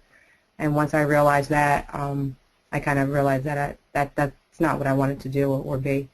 Loyalty comes natural for me. As a Leo, I do have a mane. My hair can, grow kind of out there, and so I do resonate very strongly with the Leo zodiac sign. Places focus on, my strong traits are dealing with negativity, is dealing with feelings of persecution and victimization. I do think I also not only have that in my nature, but I also picked up those skills from my mother and my grandmother. It's just blame. You just, if I'm struggling because of you. I'm without a partner because of you. So I attempt to avoid dealing with my issues through using escapist patterns. In my past, I was a marijuana smoker, or, would drink in the party scene. I would call it social drinking, but I don't know if that was considered alcoholic. I probably was, and winded up in rehab, whether I wanted to go or not, for marijuana. Everybody in there laughed at me and thought, "Get out of here! It's not even a drug." And I thought, no, I have problems. I got to get in here. Those are no longer issues of mine, though.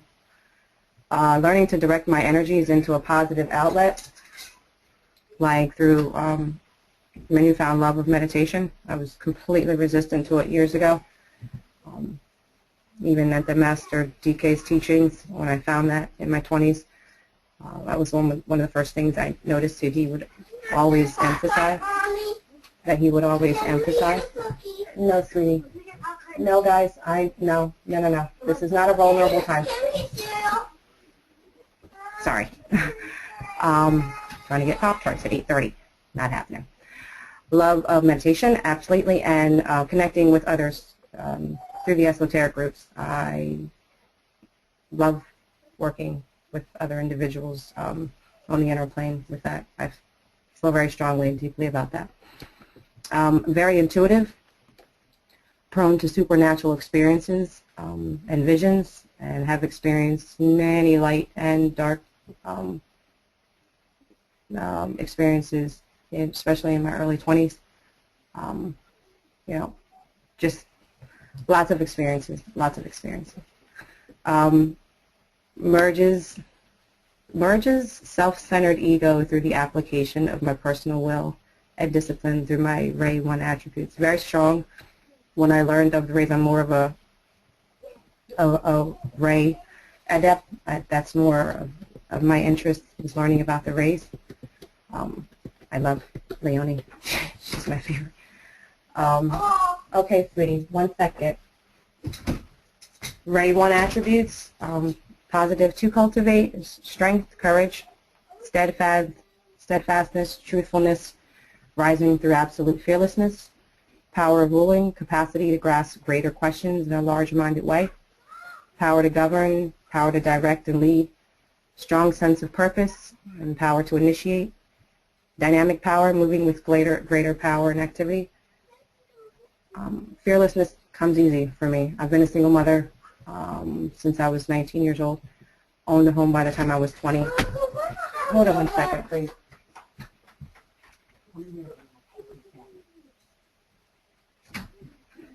Sorry.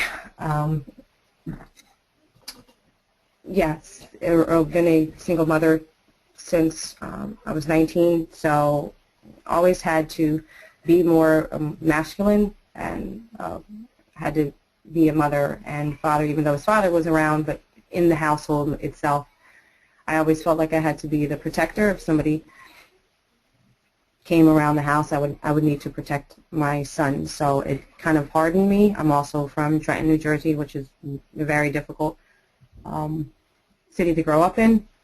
It's almost rated like Camden, which is one of the worst cities in the country. So fearlessness is almost a prerequisite for the lifestyle that I led. Even though I moved my son to the suburbs, I still had remnants of the streets inside of me to make sure I was able to protect my son. Dynamic power, moving with great power and activity, power to set all things in motion, carry the motion forward dynamically, or sustain others in carrying the motion forward. Strength of will, keen understanding of principles and priorities, wisdom to establish and uphold law. The negatives of Ray 1 attributes, pride. I struggle with pride, as all Leos would. I actually had to look up the definition of pride in order to find out which behaviors I was actually doing to show the negative aspects of pride, because I thought pride was proud. And, you know, you kind of think, yes, I'm proud of myself, I'm proud of my son, and I suppose that that wasn't the same way that that would be directed. Ambition, typically as in Leo, I would think ambition was a great thing. That's what all people would seek to be, would be ambitious. It would be better than being lazy. But I realized that ambition was to catapult over others and stepping on them without regard or concern for their total well-being, which I don't have that now. I just have intentions. But I do remember that, as I said, in my younger years, I aspired for wealth. Hardness and cruelty, absolutely. Only when necessary. You know, but some of the threats could have been real or perceived. Willfulness, desire to control others. I never really thought that that was the way that I was being. I just expected you to do what I said, I guess. Or if you didn't, I don't want to deal with you. I don't know. Anger. I grew up with a stepfather when my mother married someone in 3 months, and he hated us. I mean, there's no other word to use other than that. I'd like to use some sort of softer word, but there's no other word. And for years, it was just hatred. And he was a military drill sergeant for the U.S. Army. So he was very rough, very harsh, and very critical, and he would embarrass you lots of times in front of his friends. And if I wasn't hard and if I wasn't cruel, then I would have been demolished. So, I kind of took hardness to a completely different level when we moved. We lived in the suburbs and in this very small town, and my parents did kind of well for themselves, but we would hang out in the hood. We would hang out in the hood areas. That's where the fun was, and the people in the hood thought that I was, me and my sister were some of the meanest people there, and we were actually the lovingest people, but because we had a shield up, we had to be hard, and they thought we were actually the meanest, and we lived in the suburbs, and they didn't, so that was interesting. Separation and isolation. Typically, if I feel, my pride has been hurt, then I could see where that would come about. And isolation, I just naturally feel like I'm a private individual. Negative attributes, again, of Ray 1 are power hungry and domination. My sun veiling Neptune in Sagittarius, the Sag keynote is I see the goal, I reach the goal, and then I see another. I have an unrelenting spirit. Once I start a goal, complete a goal, I move on. I'm already looking for the next things to accomplish. Just will not give myself a pat on the back, will not take a deep breath, and I just am unrelenting. Sagittarius offers the opportunity for me to orient myself to some lofty objectives, which I do have. I've always had lofty objectives. Usually one which will unfold a still higher goal and grant a conscious direction in life. Free and optimistic, independent. I desire to travel, especially internationally. Haven't been able to do that. I've been focusing my life on parenting and single parenting at that. I see distant places, to see distant places. Love of truth and higher principles. Simultaneously, I started studying in higher academia when I was 19 and I had my son, and I've been in school ever since. I've probably taken a 4-year hiatus. I have 2 bachelor's degrees and studying master's degree right in my master's program now, expecting to get my PhD while simultaneously studying on my own esoteric teachings, just all the way through. The entire time once I started that, I started academia and just haven't stopped since. It's a sign of intuition, developed intellect, usually finally becomes illuminated, then becomes sensitive to a higher type of intuitive perception. The disciple, I have a reading here, it says the disciple started identifying himself with the soul. Yeah, I kind of feel like sometimes I laugh, and I feel like me and my soul are my best friends. So isolation for me is not naturally isolation, it's just me and my soul kind of chopping it up and hanging out. Is a disciple sign and the final goal of our work on earth. I have very little friends, and I truly do feel that my soul is my best friend. It gives a chance for me, and isolation kind of gives me a chance to sit and have convo with self. I feel as though for my personality, I'd love to submit to my soul. With little, hindrance, if I find a hindrance to my personality that wants to stop my soul from driving, I look at that, I work on that. Those are my main focus, to get out of my way in order for my soul to be the driver. Very close relationship. Positive Ray 6 traits to cultivate. Ray 6 soul, I hypothesize, is a transcendent idealism, power of abstraction, intense devotion, and self-sacrificial idol. I have an unshakable faith, traits to cultivate, and undimmed optimism. One-pointedness, single-mindedness, utter loyalty and adherence, earnestness and sincerity, profound humility, ability to achieve ecstasy and rapture, purity and goodness and sainthood. My sun is in Leo in the 12th house. Exoteric keynote is let other forms exist. I rule because I am. Traits I still feel that I'm working on are too headstrong. It's very difficult to force me to do what it is that you may want me to do. 1 second, please.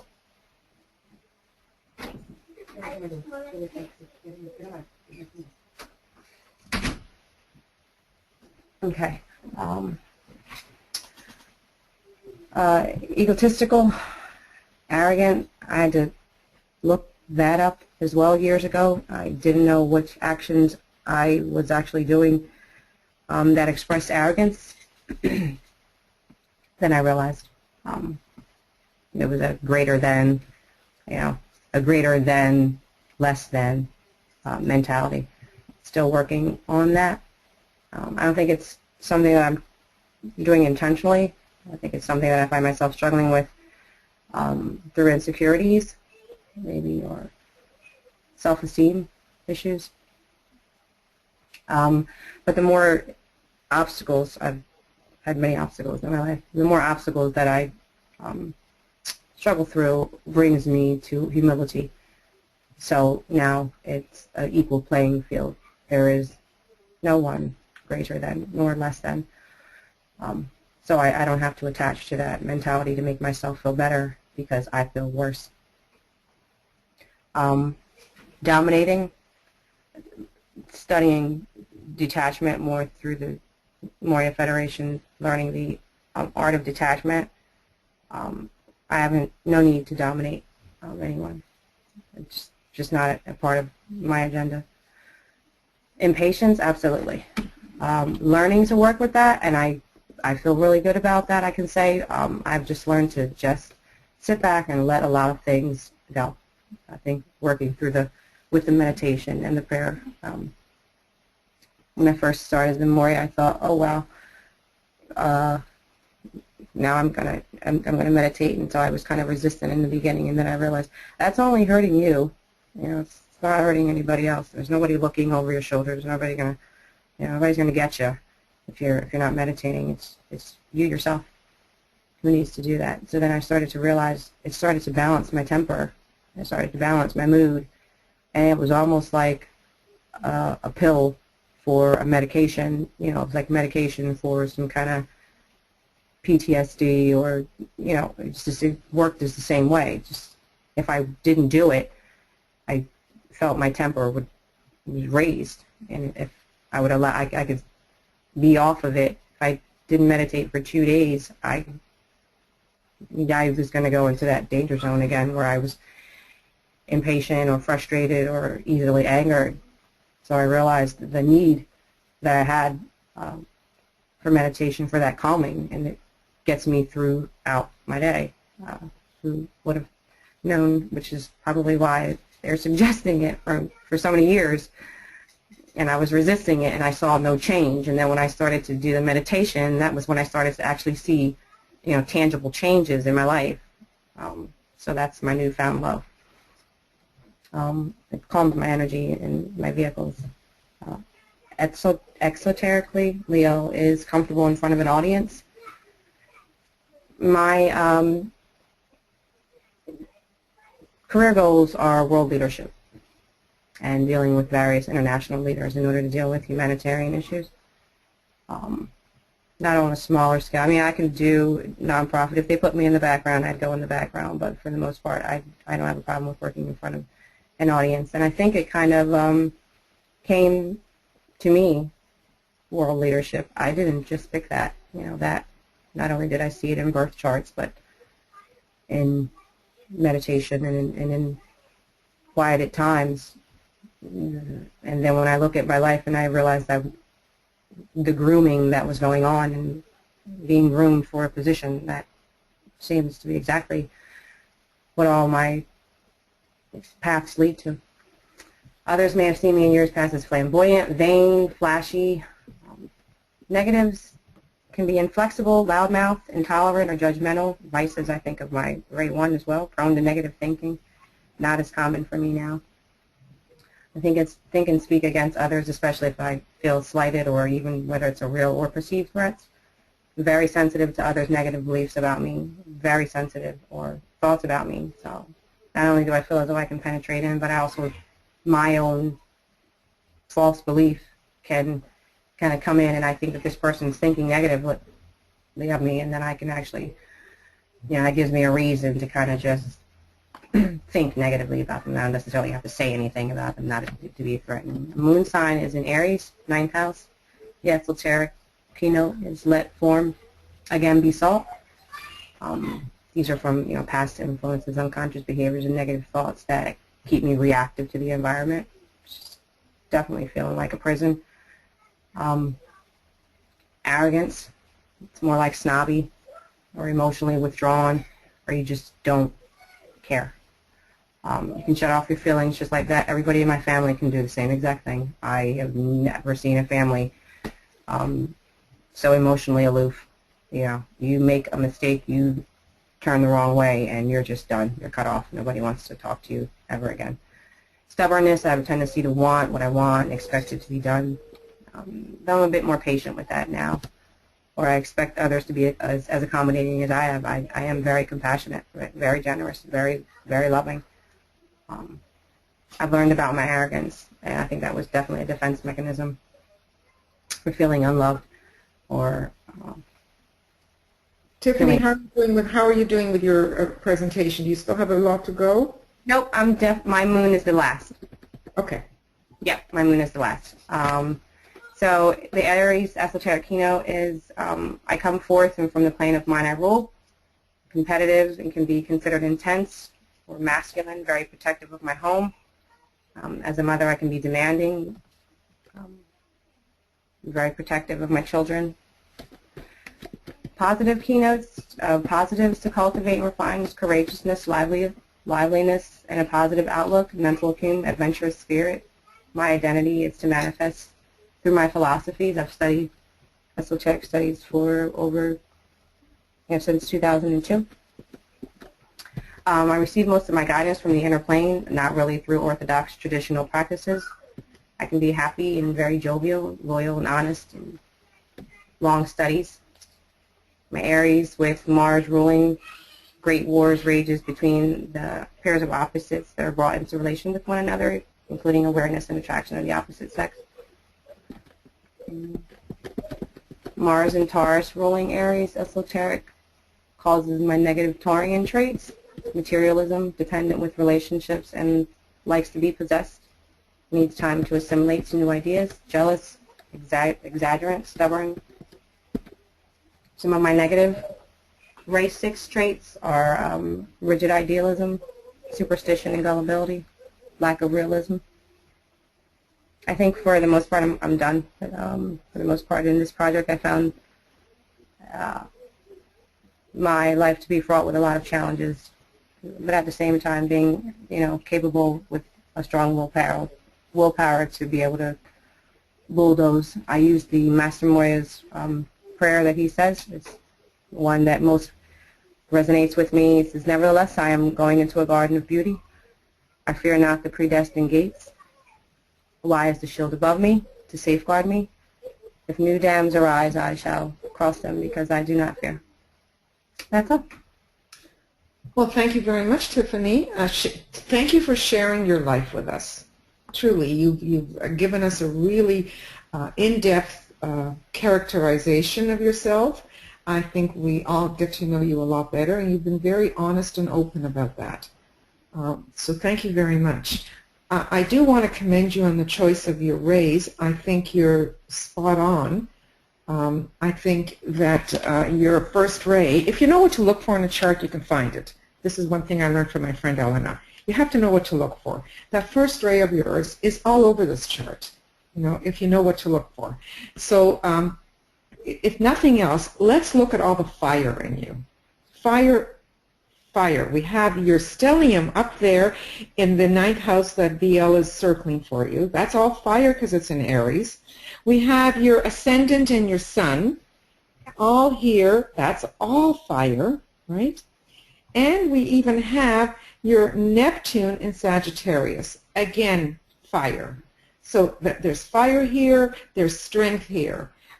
There's leadership. Leo is all about being out there and being a strong, authoritative leader. You spoke about isolation. Well, first ray is a loner. First ray does things by themselves. They don't really need others. They really don't.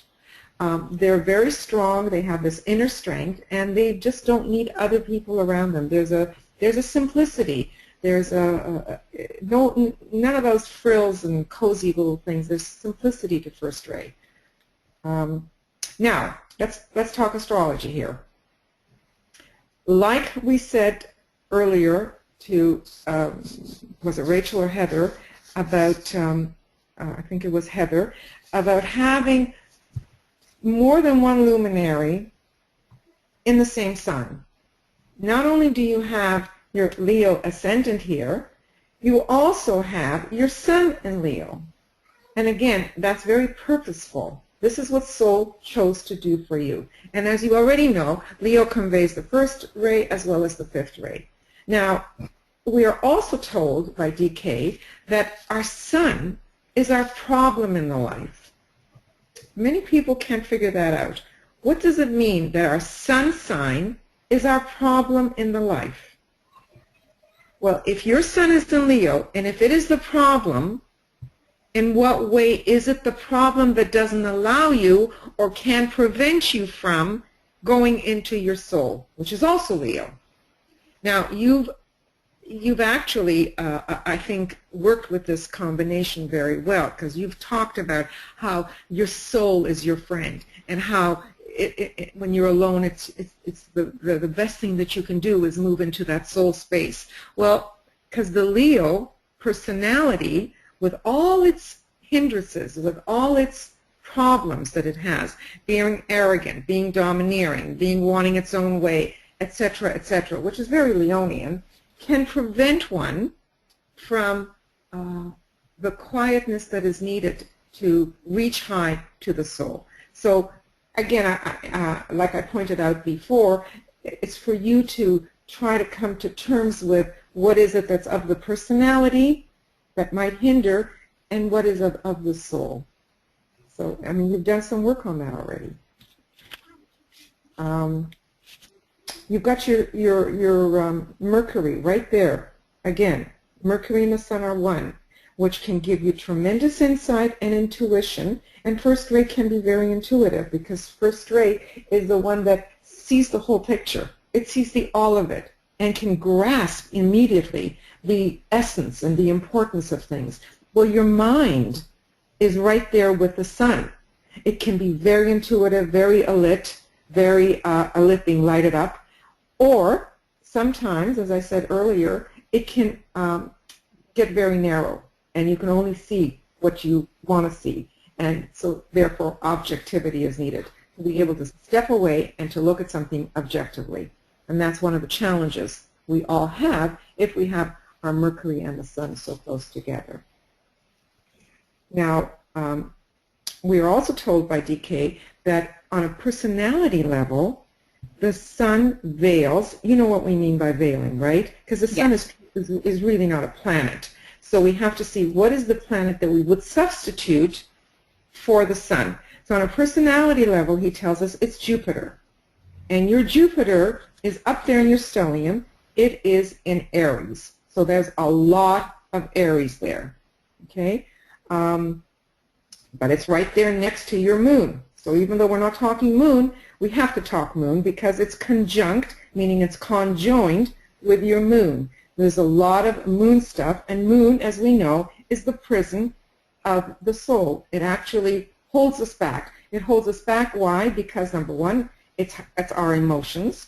Number two, it's of the past. It's all our patterns and our lines of least resistance that we fall into in times of need, in times of stress, in everyday life. Okay? And then you've got your Chiron right there as well. So this is an area which needs adjusting. So I would suggest that it's the emotional aspect of you and how you handle your emotions on an everyday basis that probably needs a little adjusting, because there's a lot of it there, whatever the Jupiter there represents for you. Some of the things that we can see automatically by having this stellium in Aries is that it can be aggressive. It can be a lot of enthusiasm, a lot of temper, flare-ups, but it could also hide an insecurity and be a very hard exterior for an insecure, sometimes inner feelings. But it's independent, it's courageous, to the point sometimes of being foolhardy. You know, sometimes not thinking it through, you see, because with a first-rate personality, you kind of see the whole picture, you kind of think you know the whole picture, and you don't always analyze. You certainly don't analyze. First-rate do not analyze. They just know. You're quick with mental impressions and quick to make decisions. So that's why I say sometimes it could be foolhardy, taking chances, taking risks, going out on a limb. All of that can be represented there as well, even with your Mercury, because there is a square there. You see? Do you know what? Do you see the square? Yes. The square, which means that it's a bit of a challenge. You know, it's really not quite squared. It's squared more by no, it's a trine there. I'm sorry. It's a trine, but not by sign. It's actually squared your Saturn. So there is a challenge there for you on all of that stuff. Sorry, I misread that. Okay, so opposite this stellium of yours, you have Uranus, which is, again, more fire in the mind. So there is, again, that fieriness that's in the mind. Again, it would give you a very keen mentality, and you may be making unusual, which is Uranus, attachments, which is the moon. This could lead to infidelity or trouble with the opposite sex. Or there could be a lot of changes in residences. Any of these things could be looked at from this combination. Certainly there could be emotional versatility to you and a unique outlook, outlook on life and on how you lead your life. What else do I want to say here? We talked a lot about Neptune and Sagittarius, so I'm not going to go over all of that because all three of you have Neptune and Sagittarius. I did I did make a few notes here that I missed before. I'm talking about Saturn. Saturn squaring, as I said, that stellium, and also squaring that Uranus. See how it squares Uranus? So in fact, it forms a bit of a T-square. Do you see that? Right. Tiffany, yeah? Mm-hmm. So T-squares, believe it or not, are one of the hardest combinations to work with. And why? Because it doesn't have an outlet. It doesn't have the fourth corner. So the highest point, the apex for you is Saturn. And Saturn squaring the moon might mean that you need to work hard to prove yourself. It could lead to a lot of frustration or discontentment. Maybe even the inclination to cling to the past and the past problems and crises that you've lived. It could represent a lonely childhood, and you did speak about that uncomfortable childhood that you had. Or dominant parent, usually the Saturn is usually the male aspect, and the moon is usually the female aspect. But anyway, it could definitely mean that you had domineering parents here. So that all could be represented by this. I'm pointing, and of course nobody sees my finger as I'm pointing.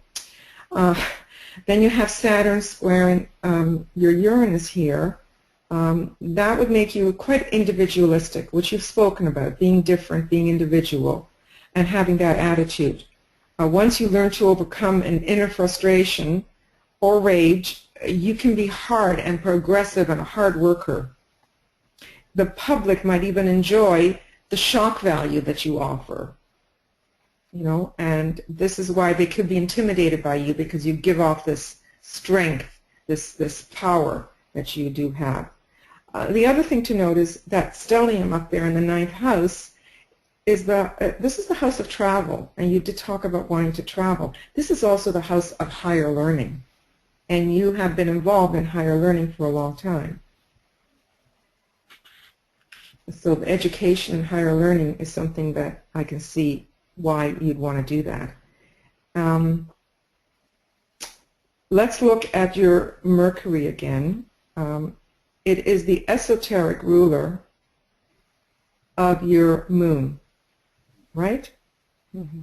The moon on Aries' exoteric ruler is Mars. Its esoteric ruler is Mercury, which means that, again, there's that whole mental approach here and a keen mind, the mind that can come up with new ideas. It's a dramatic thinker, but it's a thinker that works with the heart, because Leo is about heart. Could even be somewhat visionary, romantic, or exaggerating. You did speak about some of that before. And you could be an authority on whatever your chosen field is, so that you can be the leader that you want to be. Now, it's an interesting thing that with all that first rayness that we see here, your sun is in the 12th house, right there in the 12th house, right here. And what does the 12th house usually represent? The 12th house, first of all, is a metaphysical house. It's the home normally that Pisces lives in. So it's the house of occultism or metaphysical life. But it's also, because of Pisces' sensitivity, they don't want to be seen by people. They want to be in the shadows or in behind. So we say that if your sun sign is in the 12th house, it's like having your sun under a bushel. Now, that is a little bit hard for all this aggressiveness and strength and power that you do represent up here. So maybe that is a very good thing for you, because that could tame your first ray. That could tame that domineering, strong aspect to you by having your sun in the 12th house. For some people, it makes them shy. It makes them not want to be in front of the public. I'm thinking that for you, it actually would balance out some of that strong energy. You kind of following me on that? Yeah, that makes sense to me. It does. Oh, good. Good, good. And you did say, did you not use the word, how did you say something? It really represented your Mars and Taurus there, and it's right up there by your MC, right up here. It's the highest point in your chart. So that Mars is very powerful and very strong for you because it's right up there. Mars is your ambition. It's the god of war, and it just pushes. It just pushes through anything that is in its way. And in Taurus, it's like the bull pushing through. You know, it's going for the bull's eye. You know, Right. like in that way, it's kind of fearless. There's a fearlessness there, and there's a strength and ambition and a drive. You know, it's normally the house of Capricorn, and Capricorn is the sign of ambition. You know, it's the one that wants to succeed, and you have all that power behind you to want to work hard and to move mountains literally. You could do that. You certainly have the opportunity and the capabilities built in here. Right. What else is there to mention? Pluto, which is another first-ray planet. And why did I pull that out to show you? It's sextiling your Sun, and it's sextiling your Mercury.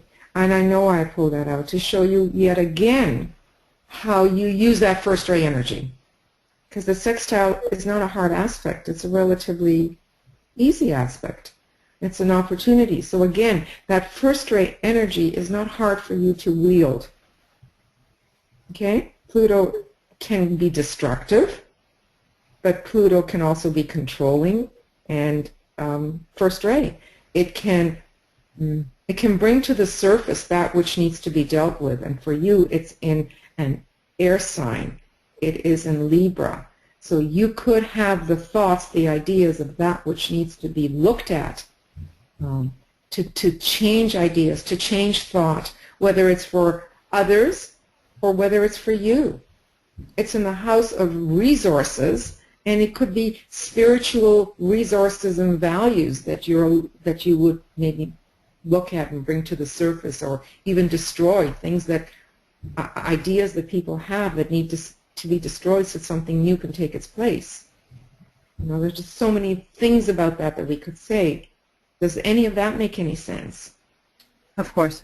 I do. I have a blog that kind of resounds with that, and I actually, you know, kind of just bring up issues that are outmoded. You know, they're just old thinking, old ways of thinking, and it's just really setting the tone for a different perspective for individuals to just gradually conceive of different perspectives.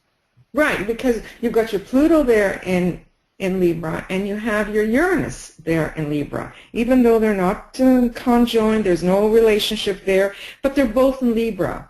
And one of them is the newness, right, which is Uranus, the shattering the old and bringing in something new. And you've got the Pluto lifting up the old, lifting up that which needs to be destroyed and destroying. And it's all in the house of Libra, which is right relations, it's right thought, it's right human relations. And I think you spoke to that, right? Didn't you speak to something like that? Yeah. I mean, you've got all of those components there that you could definitely work with. You know?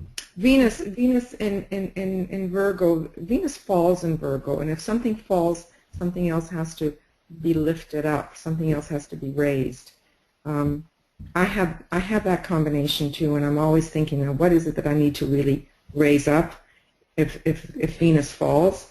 And on a physical level, on a personality level, and because it's in the first house is why I'm emphasizing this, one has to be very careful not to be nitpicky with what isn't right in a partner or in someone that that you have a relationship with, because Venus is about partners and relationships, and there's a tendency to see what isn't right and wanting to be a little critical of it.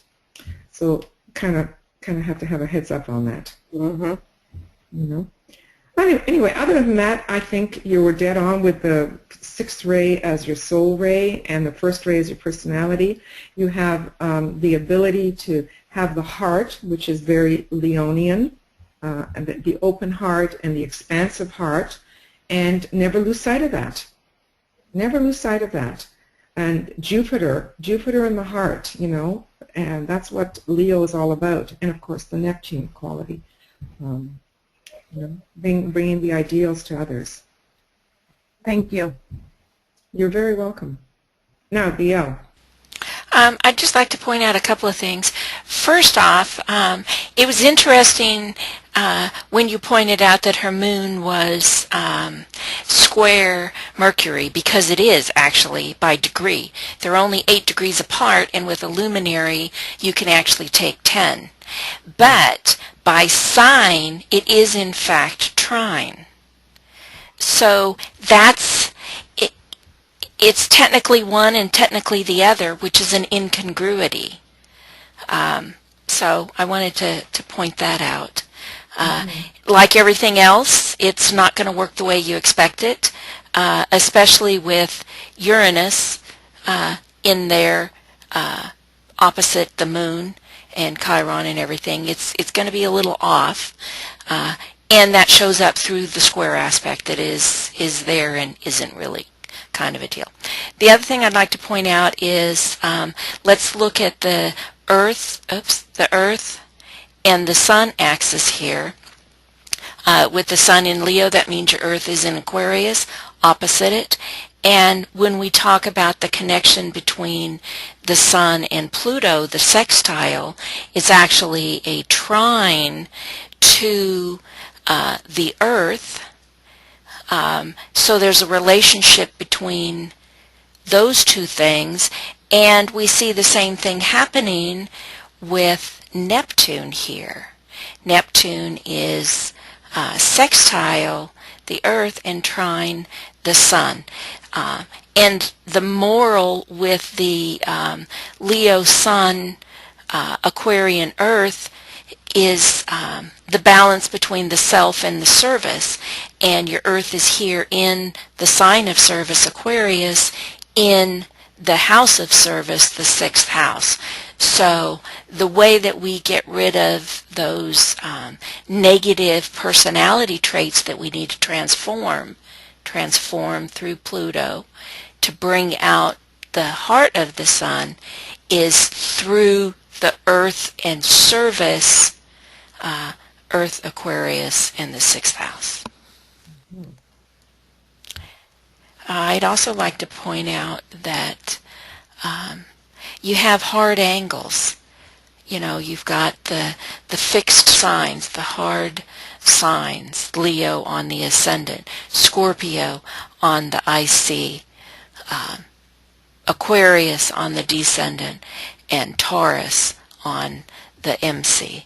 So those are, the tests of the fixed cross.